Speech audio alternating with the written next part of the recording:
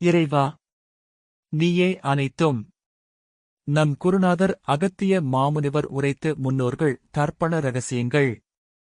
சித்தன் அருள் 1566 அயோத்தியா வாக்கு. பிப்ரவரி 9 2024 அன்று தை அமாவாசை திதியில் குருநாதர் அகத்திய பெருமான் உரைத்த பொதுவாக்கு. வாக்குரைத்த ஸ்தலம் ஸ்ரீராம ஜென்ம புண்ணிய பூமி அயோத்தி. சரையு நதிக்கரை. ஸ்ரீராம ஜெயம். ஆதிமூலனை மனதில் எண்ணி செப்புகின்றேன் அகத்தியன் அப்பனே. நலன்களாகவே. அப்பனே, வரும் காலங்கள் நன்றாகத்தான். ஆனாலும் மனிதனுடைய செயல்கள் எல்லைகள் மீறுமப்பா. அவை மட்டும் அல்லாமல் மனிதன் எதையெதையோ பயன்படுத்துவான். ஏன்? எதற்கு என்றால் அப்பனே, கலியுகத்தில் மக்களுக்கு கஷ்டங்கள் தானப்பா அதிகம். இதனால் இக்கஷ்டங்கள் தீர பல வழிகளிலும் கூட மனிதனை நாடுவான். அப்பொழுது மனிதன் பல வித்தியாசங்களை பல வழிகளிலும் கூட எப்படி மனிதனை பின் மயக்கி, அதாவது இப்படி செய்தால் நன்றாகும், வாழ்க்கை உயரும் என்பவை எல்லாம் நடித்துக் காட்டுவான். இதுதானப்பா.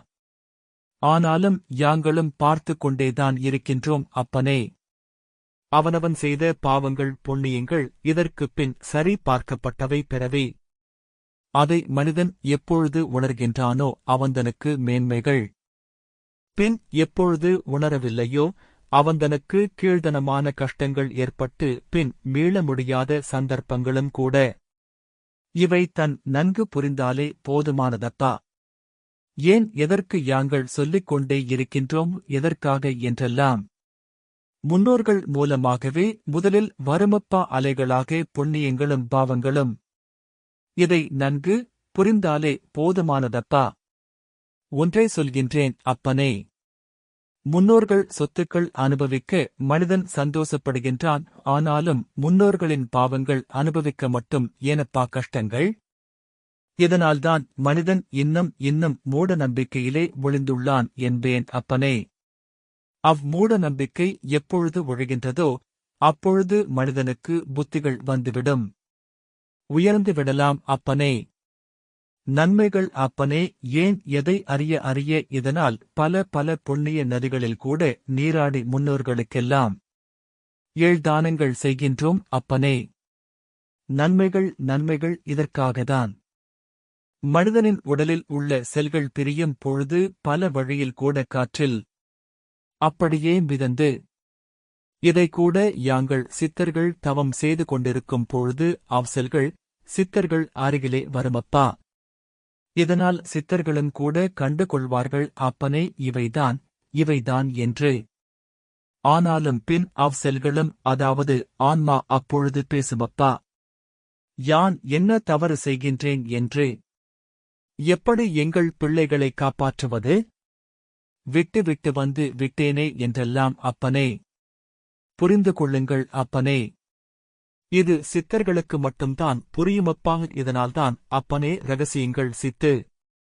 இதனால் பேசுகின்ற பொழுது சரி, புண்ணியம் செய்து விட்டாயா? சித்தர்களிடம் ஆத்மாக்கள் பேசும் பொழுது என் அருகிலே உட்கார்ந்து, அதாவது உட்காரு என்றெல்லாம் சித்தர்கள் அப்பனே. அப்பொழுது அமாவாசை திதிகளிலும் கூட பௌர்ணமி திதிகளிலும் கூட, இன்னும் சொல்லப்போனால் ஞானிகளும் ரிஷிகளும் கூட புண்ணிய நதிகளில் கூட நீராடி தவங்கள் மேற்கொள்ளுவார்களப்பா. அப்பனே, அப்பொழுது அச்செல்கள் நதிகளிலே சிறிது தூரம் அடித்து செல்லும் அப்பா. அதாவது உறவினர்கள் யாராவது வருகின்றார்களா என்று ஏங்குமப்பா. அப்பனே, எதற்கு? சோற்று பிண்டத்தில் கலந்து தர்ப்பணம். செல்களை ஏற்கும் திறன் புரிந்து கொள்ளுங்கள் அப்பனே. எள்ளுக்குதான் உண்டு அப்பனே.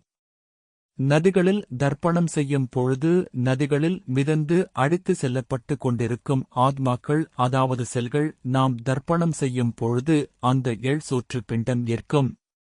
அப்பொழுது இவைதன் கொடுக்கின்ற பொழுது பிண்டம் அச்செல்கள் அருகிலே வருமப்பா. அப்பனே, நினைத்து உருகி கொடுத்து விட்டால் அப்பனே அச்செல்களுக்கும் கூட மகிழ்ச்சியப்பா. மீண்டும் ஆங்காங்கு தவம் செய்து கொண்டிருப்பார்கள் பல ஞானிகளும் கூட.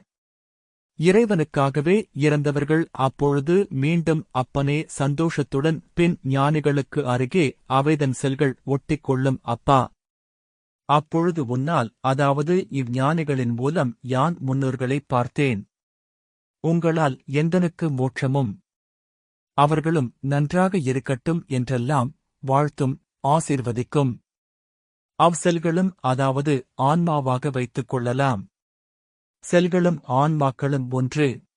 அப்பனே, இவை தன் அணுவில் பிரிக்கப்பட்டது. இன்னும் சொல்கின்றேன் அப்பனே.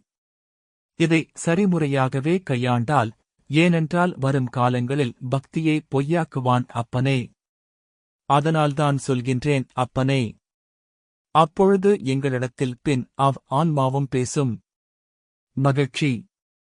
யான் மீண்டும் பிறப்பு வேண்டாம். அதனால் உங்களிடத்திலே இருந்து நீங்கள் பின்மேல் லோகத்திற்கு அனுப்புங்கள் என்று எங்களிடத்தில் வேண்டுவார்கள். இப்படிதான் அப்பனே மோட்சம் கிட்டுமே தவிர இப்படி செய் என்றெல்லாம் இன்னும் தானங்கள் நல்முறையாகவே எதற்கு கொடுக்கச் சொன்னோம் அப்பனே? இயற்கை மூலிகைகளை எதை என்று அறிய வாழைக்காய். இன்னும் சில காய் வகைகளை கொடுத்தாலும் அதில் கூட ஈர்க்கும் சக்திகள் உள்ளதப்பா. இவைதனை நன்றாகவே முன்னோர்களுக்கும் கூட கொடுத்தால் அதன் மூலம் கூட பின் செல்களை ஈர்க்கும் சில காய்களுக்கே உண்டு அப்பனே. அனைவருக்குமே தெரிந்ததே அப்பனே விஷயங்கள் அப்பனே. அமாவாசை திதிகளில் முன்னோர்களுக்கு காய்கறிகளையும் தர்ப்பணமாக கொடுப்பதும், அவர்களுக்கு படைக்கப்படும் உணவில் எந்தெந்த காய்கறிகளை சேர்க்க வேண்டும் என்பதை பற்றி பட்டியலே உண்டு. புராணத்திலும் கதை உண்டு.